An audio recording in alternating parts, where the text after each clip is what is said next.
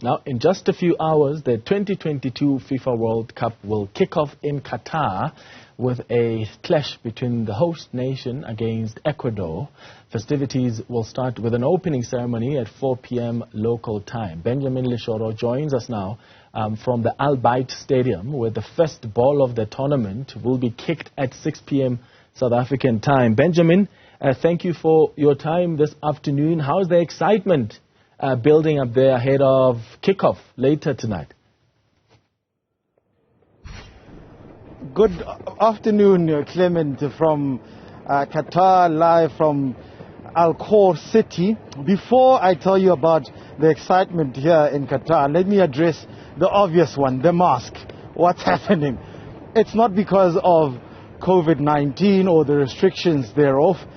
It's because Al Khor is a very dusty city on its own, and we have been advised, in fact, we were given earlier on the masks to put on, because as soon as you start talking, you get a sense that you have dust in your mouth. So we've had to do this, and this is going to be the theme throughout the day that we're going to have to observe here. Let's get to the excitement. It's been a very muted build-up to this tournament, especially in the last day or so.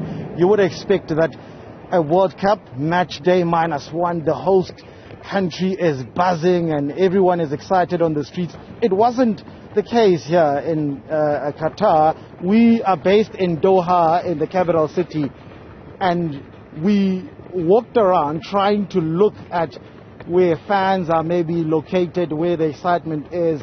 We struggled to find any such, Clement, and I suppose a lot of it has to do with some of the restrictions that have been placed on the tournament.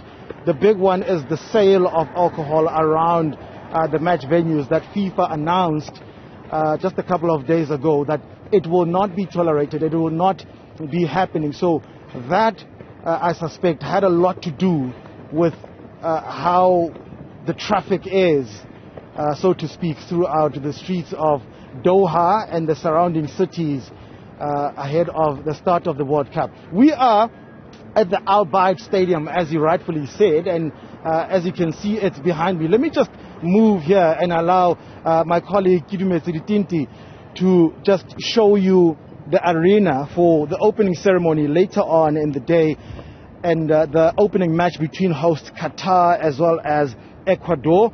And it is the Al Bayt Stadium. It's a 60,000 capacity stadium, and if you look at it, you see just a huge tent, really.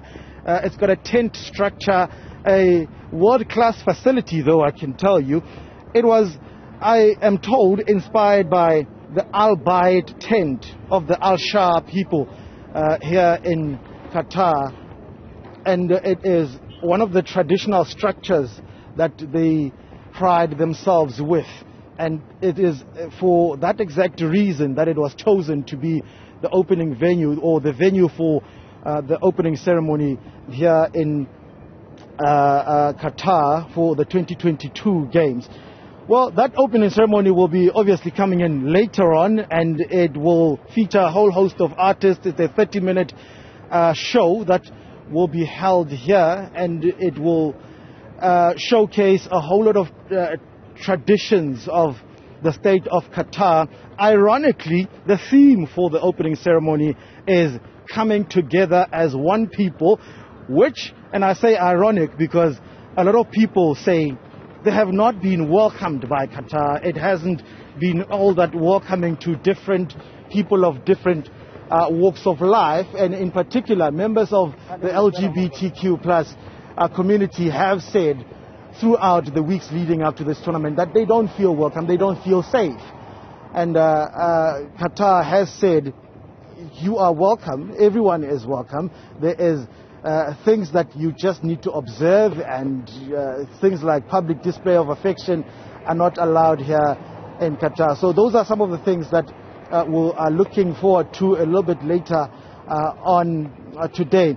The team here in Qatar, I mentioned Kidume Siritinti. He is the man who will be making sure that you get to see everything from us here in Qatar throughout the 64 games that will be taking place. A lot of those games will be taking place in Doha, the main city, the capital city here in Qatar. But there's another man also, Mr. Qatar, who is here with us. He is also part of the team and will be giving us all the information that we need on any particular day, on any given day.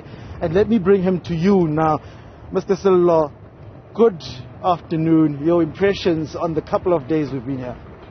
You know, despite, the many challenges that people have faced upon arriving in the country, it's been really interesting to see the number of colorful people who are here sporting their nation's colors. We saw the bright orange of the Netherlands at the airport. We saw, the light blue of Uruguay at the metro stations. And it's been a little bit of a bitter pill to swallow when one thinks that Bafana is not here, because the first question people ask you is, which country are you from, and is your team playing in the World Cup? And it's been very difficult for us to be able to, worm our way out of that one, to say, why are you here and your team is not here? But nonetheless, I think it's going to make of an exciting World Cup. The number of people who come out, I'm sure all the stadiums will be full.